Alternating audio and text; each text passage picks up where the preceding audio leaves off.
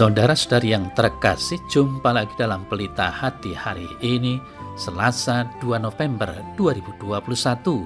Hari biasa dalam pekan biasa yang ke-31, bertepatan Hari Pengenangan Arwah Semua Orang Beriman. Bersama saya Romo Thomas Suratno SC dari Paroki Cilandak, Jakarta Selatan, mendengar dan merenungkan Sabda Tuhan, yakni firman Tuhan yang tersurat dalam Injil Yohanes bab atau pasal 6 ayat 37 sampai dengan ayat 40.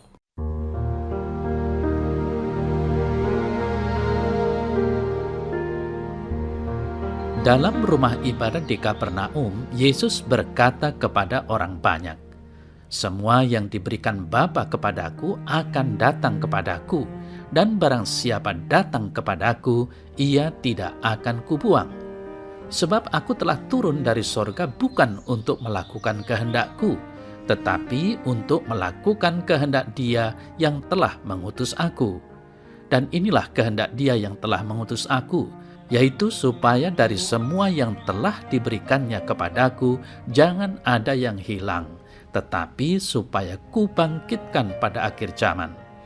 Sebab inilah kehendak Bapa-Ku, yaitu supaya setiap orang yang melihat Anak dan yang percaya kepadanya beroleh hidup yang kekal, dan supaya aku membangkitkannya pada akhir zaman."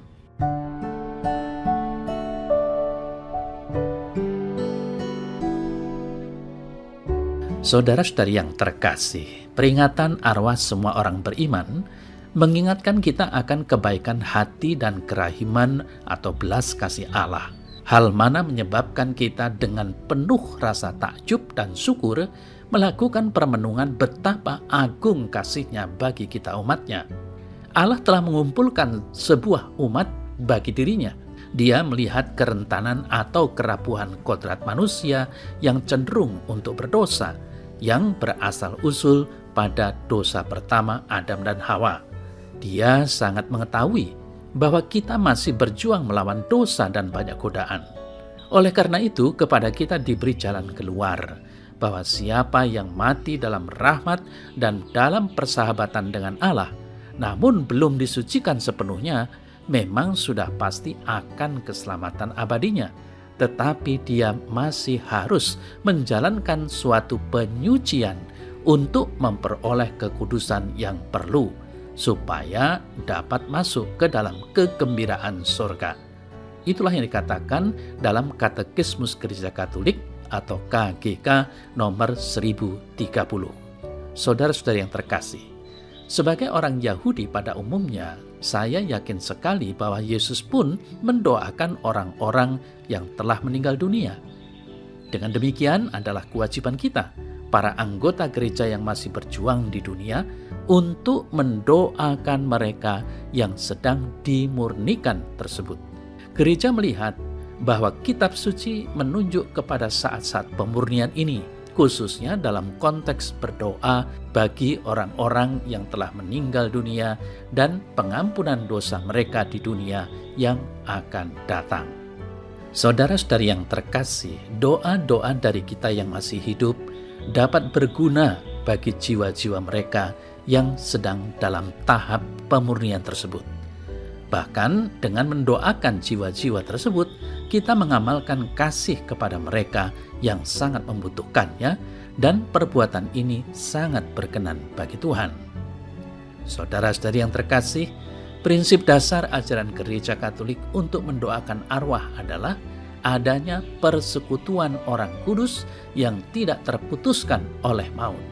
Rasul Paulus menegaskan, "Sebab aku yakin bahwa baik maut maupun hidup, baik malaikat-malaikat maupun pemerintah-pemerintah, baik yang ada sekarang maupun yang akan datang, atau kuasa-kuasa, baik yang di atas maupun yang di bawah, ataupun suatu makhluk lain, tidak dapat memisahkan kita dari kasih Allah yang ada dalam Kristus Yesus Tuhan kita."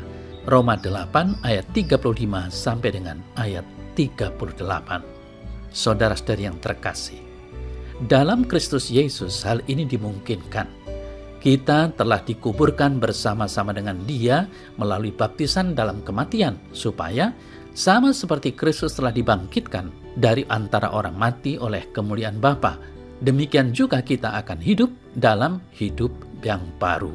Roma 6 ayat 4. Akan tetapi kita semua mengetahui bahwa kecenderungan kita berdosa dan betapa tidak sempurnanya kita menghayati dan menjalani kehidupan kita sehari-hari. Jadi, sementara kita mencicipi hidup baru dalam Kristus, kita seringkali masih bertingkah laku seturut hidup kita yang lama.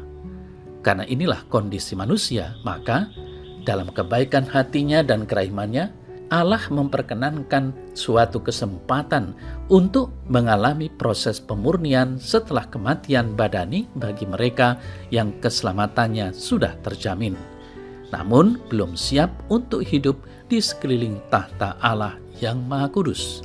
Saudara yang terkasih, dalam warta Injil hari ini dikatakan, Yesus datang ke dunia bukan karena kehendaknya, tetapi oleh karena kasih Bapanya, karena kasih Allah yang besar bagi kita manusia yang berdosa ini.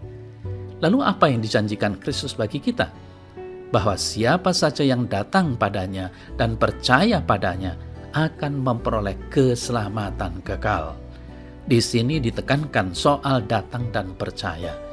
Mungkin kita akan bertanya kenapa? Bukan karena kita datang dan selalu mengikuti misa di gereja dan menyatakan percaya kita langsung diselamatkan. Tetapi yang harus kita pahami bahwa Yesus adalah jalan kebenaran. Jadi, marilah kita menjadikan kebenaran selalu beserta kita dalam kehidupan kita sehari-hari. Kita datang pada kebenaran yang sesungguhnya, yaitu Kristus Tuhan, dan juga mewartakan kebenaran itu dalam pola hidup kita. Lalu, kenapa kita harus mengimplementasikan kebenaran itu dalam hidup kita, saudara-saudari yang terkasih? Karena hanya dalam kebenaran kita bisa diterima oleh Bapa di sorga.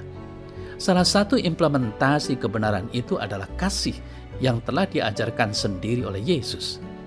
Agar kebenaran bisa menjadi pola hidup kita, kita harus mendasarkan kasih dalam setiap tindakan keseharian kita.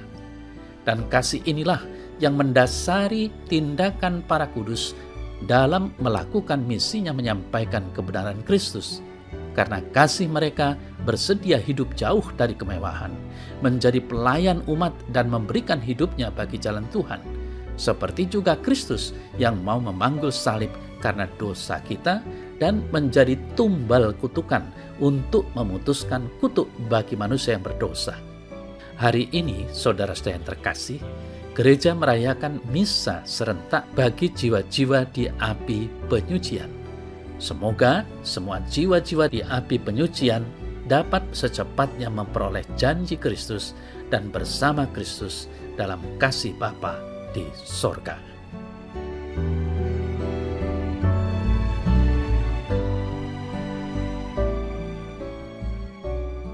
Dalam nama Bapa dan Putra dan Roh Kudus. Amin.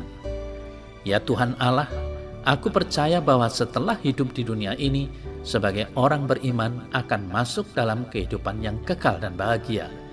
Tentu saja selama hidup di dunia ini, aku harus berusaha untuk selalu percaya dan setia padamu sampai akhir hidup. Amin. Dalam nama Bapa dan Putra dan Roh Kudus. Amin.